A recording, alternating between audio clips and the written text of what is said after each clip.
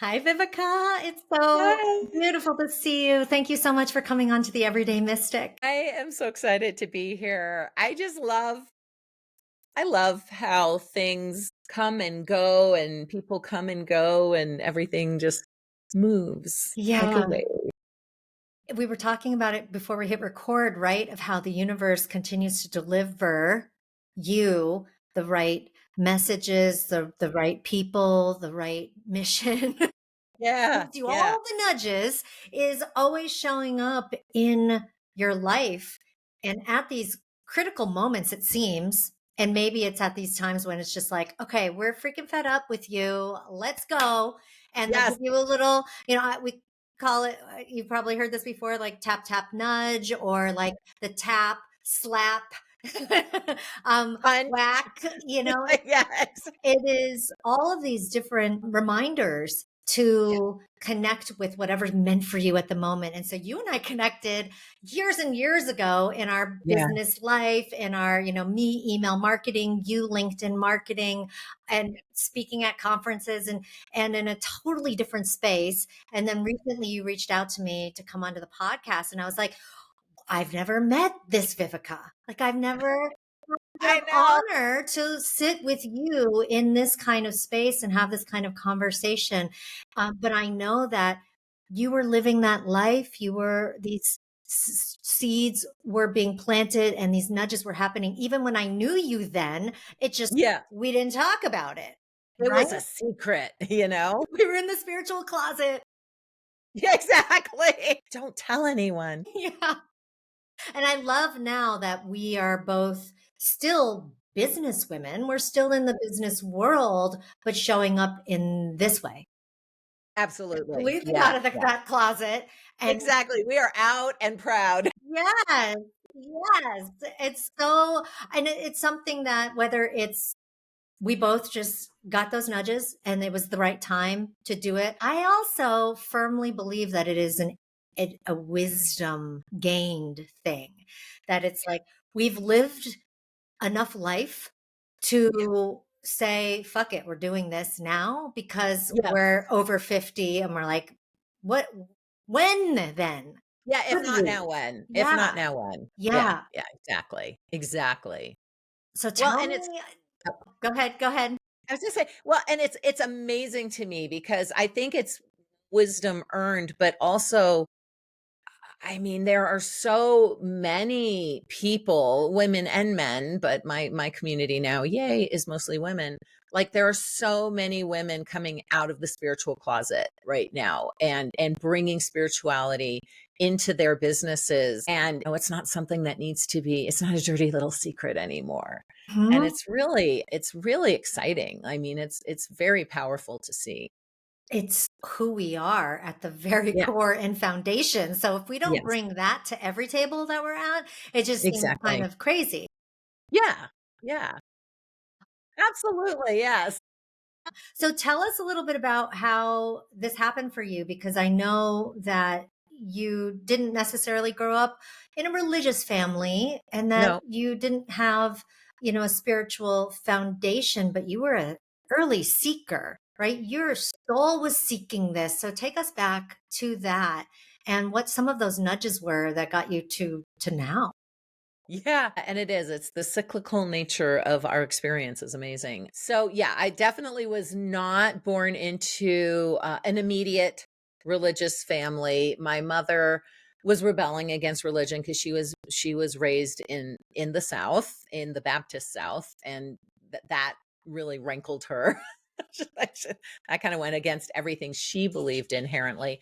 But she didn't have any word. She didn't have the words that we have today, even the word agnostic. So she was a self-proclaimed atheist, which I really don't think she was, but that's what she self-proclaimed. And she would go out of her way to be like non-religious, especially when we were in the South visiting family. It was kind of funny. But because she was so amazing and lovable, people let her get away with it. And then my dad, who's Swedish or who was Swedish, he didn't he was not raised in any kind of religion other than holidays.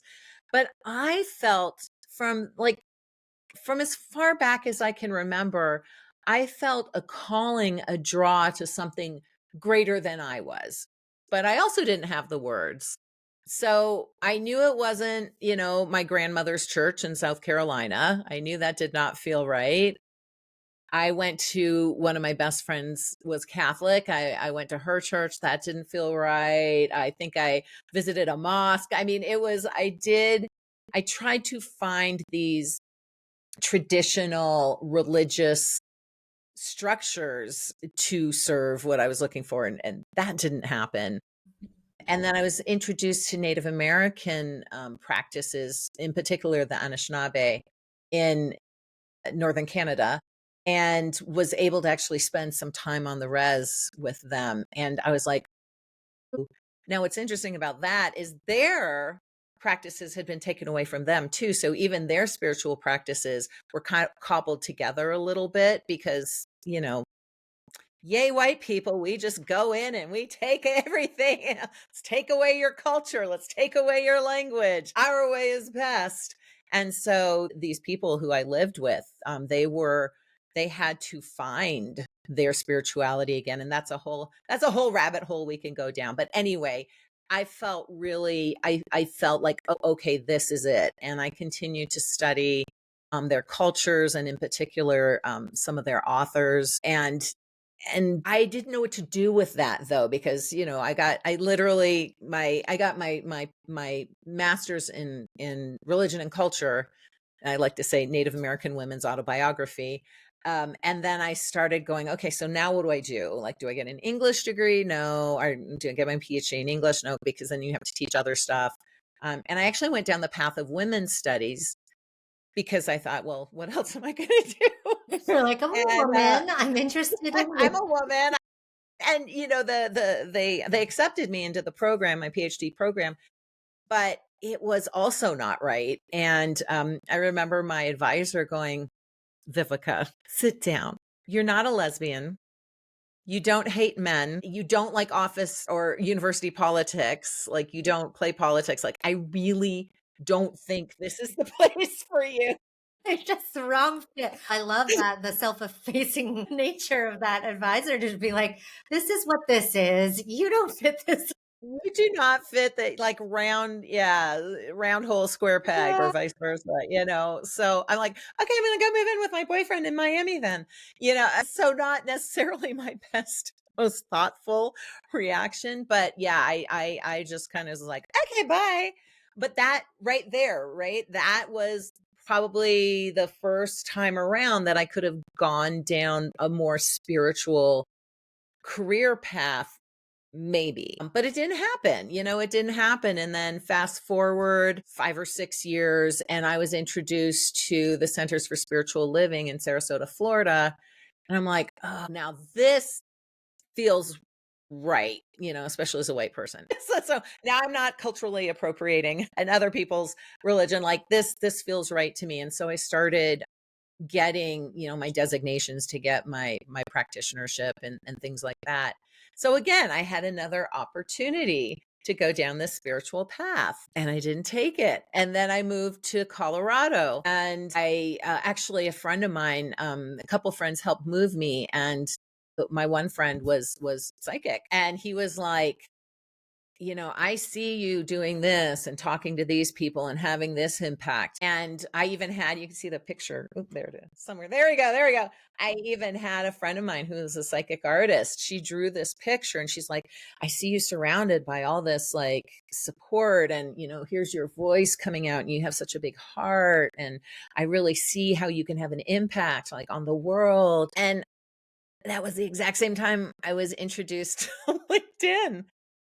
And to me, being not that young, but, in my early 30s, I was like, I'm not gonna go be a spiritual advisor. I mean, who's gonna listen to me? I'm gonna go learn about LinkedIn and teach that. And then there I go. I get an international stage speaking on LinkedIn and become an influencer on LinkedIn. So I think I could have done that. Maybe I could have done, maybe. But anyway, and then fast forward, I do that for like 10 years. And then 2017, I have the opportunity to shift in my business again. because I'm like, I cannot do another minute of LinkedIn. But instead of going down the path I'm going down now, I choose to start another corporate, Mhm. and then finally in 2023, the universe, to your point earlier, is like, boom. Yeah, like right into a hospital bed. There you go. Boom. And at that point, there's nothing like lying in a hospital bed working on grants for a company you have like don't even like anymore that makes you go, okay, now I'm gonna now maybe I do what I'm supposed to do. I may be ready to listen now. I may be Will you come listening. back Okay. with those ideas and inspiration? The beautiful thing is that I believe we're always on the path, even when we get knocked off, even when we go Yes. off course, even when we're not following the guidance, we're Yes. still in those beautiful waters. And I've recently had a Yeah. shift in what I envision as two of it's not even like for me, that path is out in the waters because there are no Yeah. boundaries to that, Right. right? Yeah. There's no gutters on the side of the road. There's no side No. of the road. There is Yeah. just, There's no road. there's no road. There is Yeah. just endless, literally endless ways you could go to Yeah. get to where you're going. And, Yes. the sometimes we stop in the middle of those waters and we're just kind of going around in circles. Yeah. Yeah. But we're Well, still and in the then waters. we're still in the water, and I love that you said that because, I mean, I was just at this, Extraordinary Women Ignite conference, like, literally last week, and that was a theme that kept coming up is we're not going off path because there's no path, to your point. It's whichever or maybe, more like a multiverse, right? Whichever way you go, you will get the things that you need to bring you back to home. Right. And so it's an ocean. It's to your point, it is an ocean of universal awareness. And there are eddies and there are riptides Mhm. sometimes, but we're still in the ocean and we're still absorbing and we're still becoming what and who we need to be. It's just when you have to push the river. That is the one sign to me. Like if I feel like I am pushing the river, that no matter what I'm doing, it is not working. That is a really clear sign. Okay, let's go with the flow. If you're Exactly. pushing, right? Yeah, it's usually a signal to let go. Yeah. Yeah, exactly. It's way more fun when you let go too. Yeah, scary and fun. Yeah, it's scary and fun. Yeah, all at the same time. So Yeah. you let go into Yes. this new, and you let go. You had become the LinkedIn expert. It was a brand, it was your persona, it was Yeah. your work, and you Yeah. let it go. Yeah. And people thought I Hard, was cray cray. just like hard left. What was that like for you? Yeah, it was interesting because I thought for a while there, like in 2023, I was thinking for a while, like I can, maybe I can keep that because there are things I loved about that. There's, being internationally recognized, being able to speak all over the world, having publishing houses come to you and say, write a book. I loved all that. Oh, yeah, income. Loved that A income. nice little perk. Yeah, that little tiny perk. But what I realized as I was trying to transition out of my company and into what was next was I had to let it all go.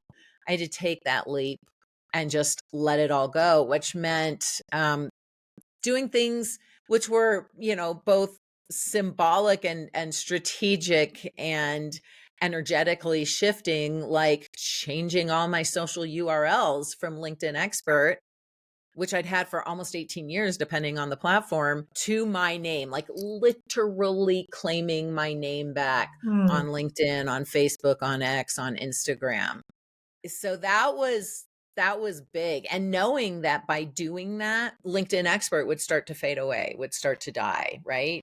Which was fine because I didn't want to do that work anymore, but there was still all the good stuff that came with that brand. And what I realized though was all of that good stuff was like a mantle that was really heavy and exhausting and to use our water metaphor, dragging me under. So I had to shed that. I had to shed it in order to swim free. I love this metaphor, can be using it from now on, in order to swim free really and break the surface of what was next. And what was interesting was there was a lot of people, to continue the metaphor, trying to drag me back down. Like, how can you not, how can you let this go? That you've spent 18 years building this brand. How are you walking away from it?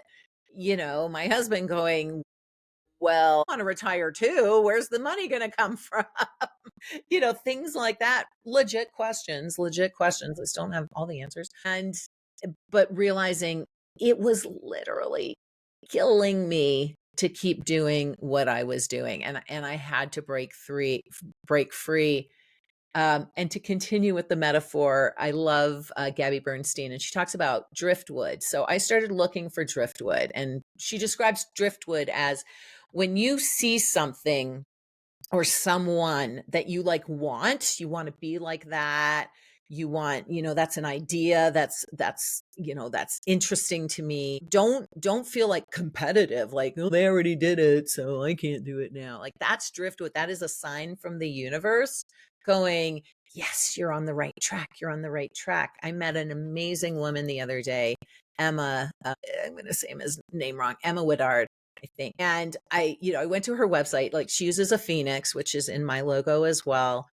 Her programs were exactly like my programs, except for she did it 5 years ago. So I could have felt threatened. Like, here is a woman who's smarter than I am, who's been at this for longer, who has created basically my program, but she did it first. Except for, no, it's just the universe going, look, it's time.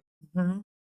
Emma stepped on the path the first time we showed it to her, or maybe the second or third or fourth or fifth. Like, you waited 5 years, girl. That's on you. And then I got to talk to Emma, and she was delightful and wonderful. And I love what she said. She's like, you know what? When there are as many coaches as there are accountants, I'll get worried about it. But she said there are so many people, and I don't know if she works with just women, but there are so many people right now who are making this transition from corporate into entrepreneurship, and they need the support. So there's no competition right now. It's all just driftwood.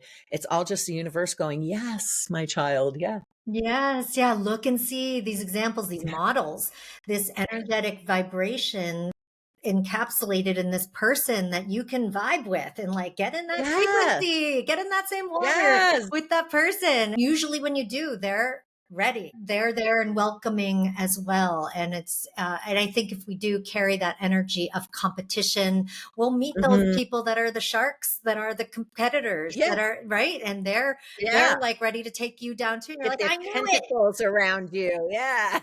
Yeah. The This, Kraken. right. The skin pulling you into their like sea cave. Yeah.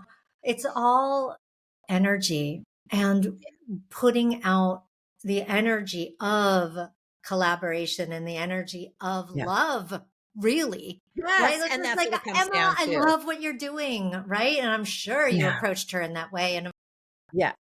felt compelled to connect to that person because you're going to find, right, there's probably, not probably, there are hundreds of people that are doing similar work, but the ones you'll vibe with are the ones that are just at that frequency of similarity, but also, and I know your frequency is love. That picture, that painting behind you is so true. It's like your heart is so big. And yes, I agree with Emma. So much more work for to be done, that there's so To many be more of done. us I that mean, there's need to not be. enough of us. Yeah. Absolutely. Yeah. Absolutely. Yeah. So you find yourself in this space now. You're doing this work, you're building these new types of programs, you're guiding people in new ways. But what's the thread that carried through from that seeker, that child seeker into now? Like what's that person within that you've discovered? Yeah. And you said it, it was the word love. And we're in we're in a dichotomy right now. I think that's pretty clear. And it's love and growth, or it's hate and detraction and the tearing apart. The center will not hold. And so for me, what has held and what's always been important to me was love. I've got lots of stories, but we only have so much time, so we'll just go with that. And what's interesting to me is the intuition. So I was I am very intuitive. And when I was younger, it kind of got me into trouble. And so I think I started to shut that down. And then being very intuitive and also empathic, which I think everybody on your podcast is, and I think everybody is to some extent, that did not serve me super awesomely in the world of B2B corporate. And I turned that shit off, right? I shut that down. And so I love the reawakening of the intuition that I have had all along. And it's really, I mean, it's very cool to be working with a client and something comes in and now I don't like, oh, should I tell her? Should I not? I don't know, should I not? And I'm just like, okay, so I just had this hit and let me know if this rings true for you. But and often I get one of these like, how'd you know? Right? Like, wait, what?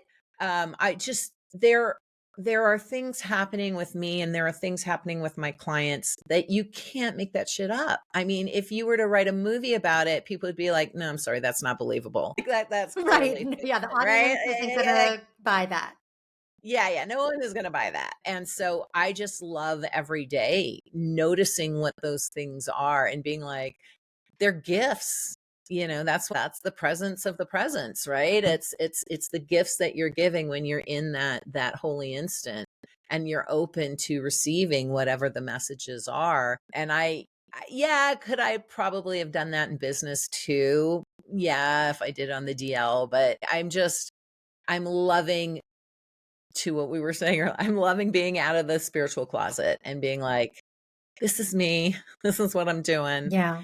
And it's not for everybody. I have definitely not closed some clients because they're like, yeah, I don't, you're weird. Fine. They're not my ideal clients. I feel like this is, and I've always felt this way, but I feel like the message is coming through and the Anishinaabe, and I'm sure other native tribes as well, they call it the hollow bone. And so, the energy of God, of the divine is going to come through us. But who we are, what we've experienced, our life path, the rivers we've swum down, that is going to change the sound of the hollow bone. And so my sound sounds different from your sound, sounds different from my clients. And by the way, half my clients are now doing what I do, which is awesome because we need more of us. Our sound is different and we attract a different audience because the sound is different, but the message is the same. Exactly right. There's you get maybe bitter people who'd be like, "Oh, I had this idea, you know, 20 years ago, or I had this Yeah. idea first, or this came." It's just Yeah, we all are part of this collective consciousness and pulling absolutely. in the energy of whether it's an idea form or whatever it might be.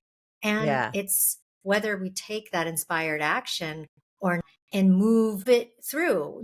And so that person Yes. who is, feeling this embittered way could do that also. It's going to be uniquely serving, Yeah. right? Because of that Yeah. hollow bone metaphor, the us as unique vessels of that Yeah. information. We're unique in not only the way that we receive it, but then the way that we reflect it out, We reflect it out. right? So it's all unique because we are unique, Right. right? The Right. information, the Yeah. energetics that are coming through are not necessarily unique, but we are. We are. Absolutely. Yes. Yes. I love it so much. I love the hollow bone metaphor. It's so beautiful. Me I got too. chills I when actually you were have one. saying Check it that. out. And again, this is from like, look, I'm wearing pants. Thank God you remember to put pants on. I know. So this is a hollow bone that I made 30 years ago, right? And it was just I know, it's Oh, just kind of like So I was on to something 30 years ago. I just Beautiful. didn't follow through with it. Yeah, no, that's That's beautiful. all right, You but there's are. no You regrets. did. It's But I just the am now. timing is not what you expect, right? I mean, we Right. expect time to deliver in such a linear fashion, and it doesn't. You know, Yeah.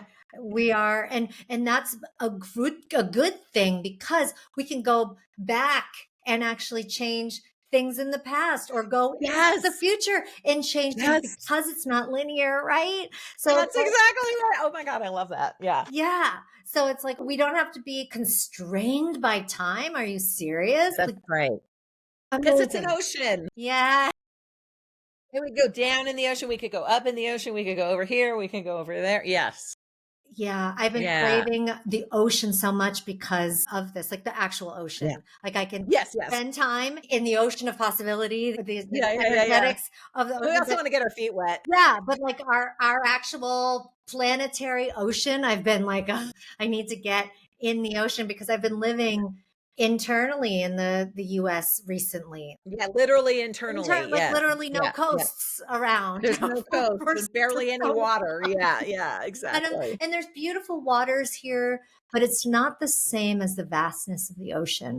No, exactly. And there is meaning to that, and we live here on this planet, and this planet delivers so much, and we derive so much meaning Yeah, from what we experience here that informs and inspires us and gives us ideas and messages. So, yeah, the ocean's been calling me. And I know yeah. you got called to the ocean because you live in the center of the Yeah, country I live in here, exactly in but then you got Colorado. called to the ocean in Yeah, Costa Rica. How long have you been yeah. going there?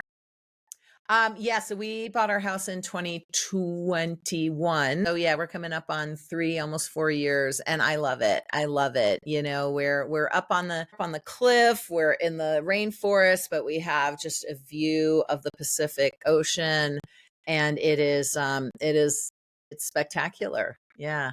Yeah. And then I can take our little ATV and take the little weird kind of scary side roads down and like be in the beach that's closest to us at low tide. There will be, maybe 100 square miles of beachfront and 3 other people. I mean, it is crazy. It's Yeah. crazy. Yeah. Yeah. Hard to experience that in the more crowded areas. So it sounds like you Mhm. found a slice of paradise. Yeah, Yeah. yeah, absolutely. That's And we're incredible. heading there next week, so yay. Yeah.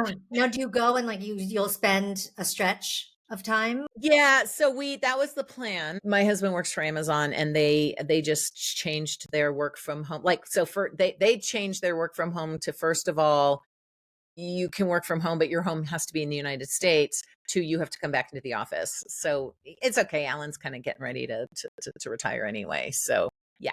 Yeah, Yeah, but that's when we bought the house, we were there probably twice a year for at least 2 months per visit.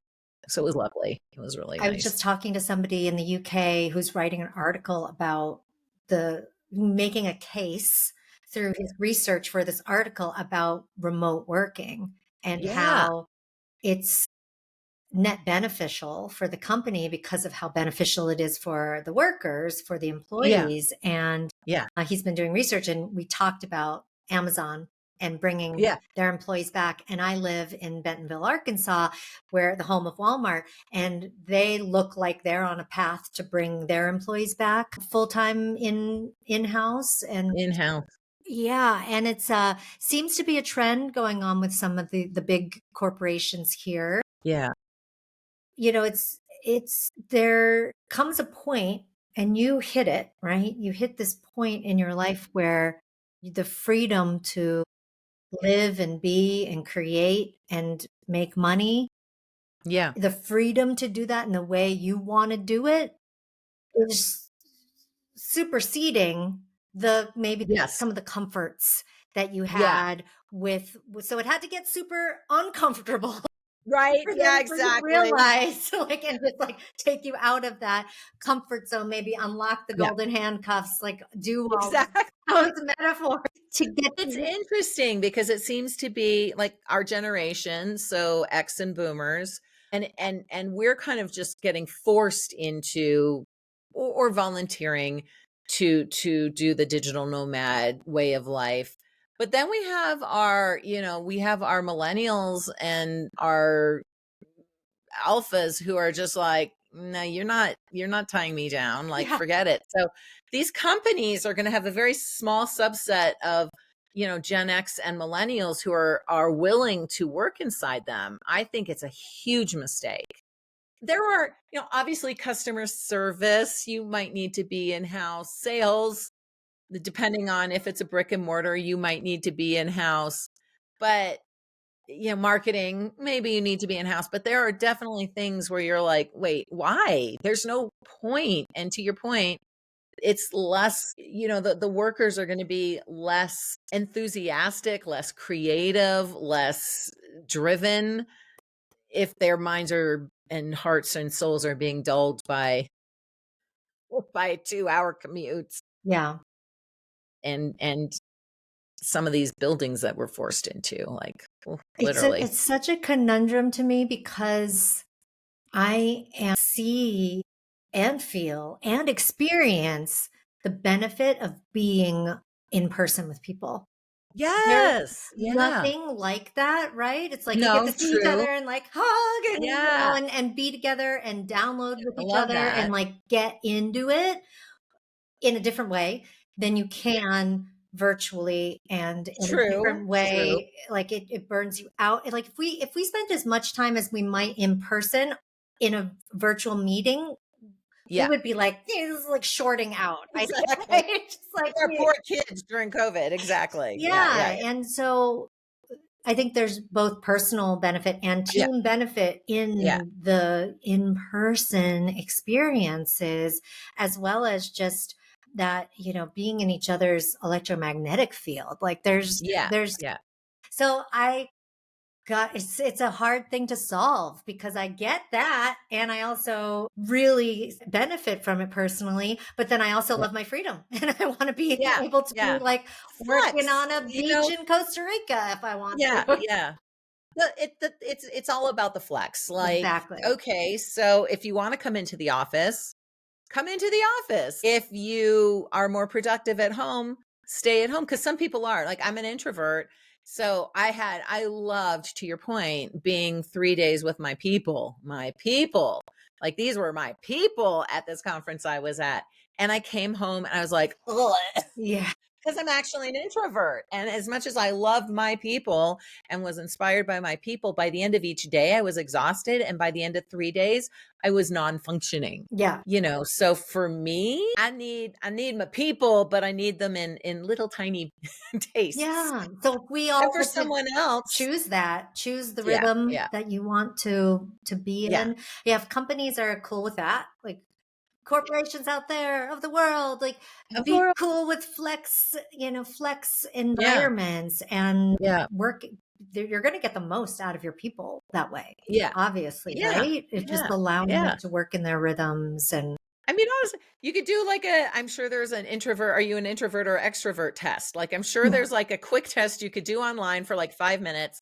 Okay, you're an introvert. You probably want to stay at home more. Flex time for you. Oh, you're an extrovert. You definitely need to be in the business, in the office. Flex time for you too. But you're a 2-3 and you're a 3-2. yeah. Yeah. Right, like, not too hard to figure out, just putting Yeah, some exactly. time It's and not energy rocket into that. science. Yeah. Yeah. So now you're working with people who wanna move out of that space of the being an employee, being an executive in-house somewhere, and those people who want to take and create and put their dreams of a business of their own, of a Yeah, some pursuit of their own and make that exactly. their reality as an entrepreneur. And you're working with people who are these later stage entrepreneurs that are kind of coming into it later in life, which is an Later in life. interesting Exactly. and so you really needed to Yeah, walk this path. I did. You needed to go through all of this, it seems, I in order did. to be that absolute right guide for those who are also wanting this. So the people who have hit burnout, they're burnout executive who are now ready to write the book or do Yeah. can start the consulting business, do start maybe it's, they wanted to always, sell some and create a product and had Yeah. always Yeah. wanted to do that, right? Yeah. So Yeah. who are you finding are most attracted to this, that are ready for this kind of phase? Or, I mean, obviously there's the typical burned out executive, but Right. what Right. Right. else? What else is typical of this persona? Yeah, yeah. And again, it's hollow bone. I think I'm attracting this subset because of who I am and what I've been through and the sound that's coming out through me. But it's mostly executive women, and they are, to your point, they are burned out, they're being squeezed out. There's the whole invisibility over 50. As women, we know that we have to make, sometimes men think that our ideas are their ideas. We've always had to play that game, but it gets worse the older you get. And you introduced a new term to me before we hit record of the Yeah, silver the ceiling. silver ceiling. Yeah. I'm shocked actually that it's not everywhere. And I like Googled it and did a little, chat GPT research. And there's just one company in Singapore that's referencing the silver ceiling. So I'm going to make it mine, and I'm going to share their content because it's their videos are fabulous. But yeah, it is the concept of the silver ceiling. And yes, we can break through it, and yes, we should keep it from happening. And yes, there are like amazing executives 50 plus who don't want to retire, nor should they retire. And so there's a whole body of work around that. But I really do want to work with the people who are now ready to move out of that and create their own, to create their own thing. So like the glass ceiling, I'm ready for women who are like, glass ceiling, silver ceiling, whatever, y'all deal with that. I'm going to go over here and do my own thing because, not in a fatalistic way, but time is getting short. I feel like both in years, we're getting older, but also I just feel like this experience, this metaphysical experience of the world. There we go. This metaphysical experience of the world is, I think we're going into a new phase, whatever that looks like. So the time is now to do the things that we need to do in order to shift the energy to be into one of love and positivity and flowers and sunshine. I think we are all born with very specific gifts to answer a very specific calling. But especially here in Western culture, mostly that's just like, you can't be an artist. Only 10% of authors make a living wage. There's only 2% of speakers make over 50,000. We get all those messages. And so we listen to them, and then we go down the other path, like I did, like all my clients did. And now it's getting to the point like we cannot ignore those messages anymore. So my clients just have a burning need to express something different than what they've been experiencing. They're not always sure what that is. And so a lot of the work that we do is exploring and teasing that out. So what is it? What are your gifts, and what is this calling? And then I get to bring in my 20 plus years of experience and help them craft a business and even get them to the point where they can now launch it into the world. And that is exciting. I use the metaphor of alchemy because at first we have to burn away what no longer serves us, the negredo, and then the albedo. Then in these ashes, there are gifts. So like we have to go through these and like, what is it that I'm good at? And then we find those gifts and we get into the rubiose stage or citronous stage, which is, okay, so now how do I put these gifts together to create the thing? And then there's the rubios. How do I move this into the world? And I probably said those wrong, but anyway, that's the gist of it. And yeah, so that's the path that I take my clients through, which is just from being stuck in what was to fully exploring and releasing what shall be. Yes, so what always was always was. What was always going to be, what was always going to be Yeah. once we open to it. Yeah. Yeah. Yeah, Yeah. whether or not we decide to step into it now. Right. this nudge, this Right. tap, this smack, or Exactly. at there's those deathbed confessions or Yes. chronicles too of people Yeah. who have that realization even at that Yeah. stage, at that Yeah. point. Yeah. So I get, Yeah. we all get to decide at which point we will choose to listen and take that inspired action. None of the Exactly. timing is wrong. I feel No. like we can all just take whatever steps and whatever make whatever Yeah. moves we want at whatever time, and all of it is divine. It's I all think, yeah. in like this beautiful, right, divine timing. Yeah. But I Absolutely. think the thing that a lot of people leave out or forget is that we have free will and we have That's right. so much power in when that timing happens. And we have so much Yes. Yeah. power and when we take that inspired action. So can you put it off? Can you continue to say, no, not now, not now, spirit, not now, not ready for this? Like, yes, you can do it, but you can also do the opposite and be like, yes, now. Yeah. Let's open these Yeah. doors. Let's go through this portal. Let's make this thing happen. Let's like speed things up and quantum shift to like this whole nother Exactly. reality. Like we have that power. So whenever Yeah. someone chooses to take this on, whether it's the work with you, it's the work with any of my other guests, it's the work with Yeah. me, it's this work that it's saying yes to from wherever you are, right? It's That's not right. like, okay, That's we got exactly to go right. back. Like, oh, I started this too late. I'm too old for Yeah. this, right? It's like, no, you are No. exactly where you're meant to be to receive this message and take this inspired action. Let's go. Like, let's go. Yeah. It's so exciting, right? Like when someone says yes Exactly. If to you're that. alive and breathing, it's not too late. Yeah. And actually, if you're not alive and not breathing, it's probably not too late either, but I don't work in that And realm. that, So exactly. Yeah. we'll let another guest of yours deal with that part. Exactly, exactly right. So, all of the ways that people can work with you and connect with you and learn from you are going to be linked in the show notes. What would you like to leave Awesome. as a last thought, feeling, gesture, or maybe Hmm. call to action for listeners today? Yeah, I think one of the things we didn't talk about, but what was transformational for me is not only intuition, but find a way to access that intuition. So for me, it's journaling and meditation. Although I'm not good at like, I tried. Even this morning, I'm like, I gotta go do my laundry. I gotta get ready for that event. So I'm not a good omer.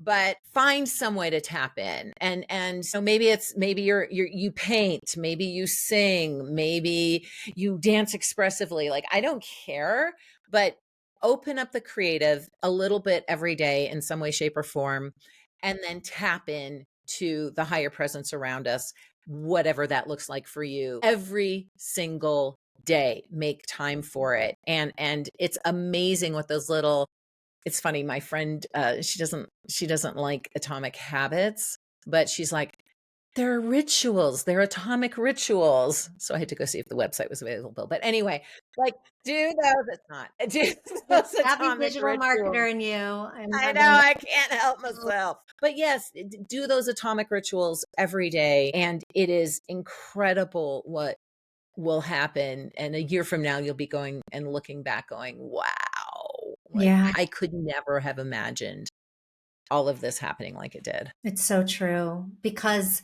we don't realize until you do of how Yeah. programmed we were through all of those Right. little rituals that were Yeah. being placed in us without our knowing. Yes. Without our consent. Yeah. So Yes. it's like, oh, now we get to re ritualize ourselves. We get to Yes. reprogram Yes. ourselves in the way that we want to, but it does take some effort. It does take It does. some focus on that daily set of practices and finding all the Exactly. collection of things that work for you, right? You may Yeah. not be the Yeah. best omer, Absolutely. but Yeah. You can connect and tap in by listening to certain kinds of music or the Yeah, journaling you mentioned, like get into that free exactly. flow writing. And so Yeah, there's just countless things out there. Go back there and are. listen to all of my podcast episodes and you will hear everything that, Yes, so many people do that tap you into source and tap you into your higher exactly. self and that deep. We could literally be tapping. Yes, exactly. Yes, let's tap away. It's so good.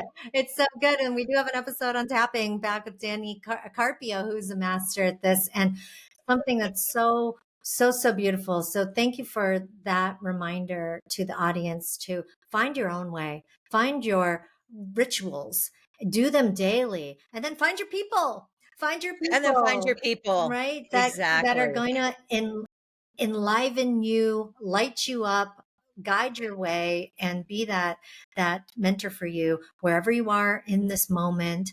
And I'm just so happy that you've stepped into this role, that you answered the calling, that you are doing it now for our 50 plus women friends and others I'm sure that you work with as well who are feeling guided and called to you. Because I also see women who are like the struggling women in their like mid 30s for some reason, Oh gosh, yeah, like yeah. you've hit like you've been in your career for 10 years but you're just like going, what the hell is this Yeah. what I'm supposed to Is this be all there doing? is? Like, Yeah, like I also see that inflection point yeah. being a really powerful Yeah, place for you yeah. to work too. So whoever you are out there that's feeling called to work with Viveka, you've got all the ways to connect with her in the show notes. Thank you so much, my friend, for coming Oh on my and gosh, sharing your wisdom. thank you. It's been absolutely my pleasure. So happy to reconnect. Me too. Me too.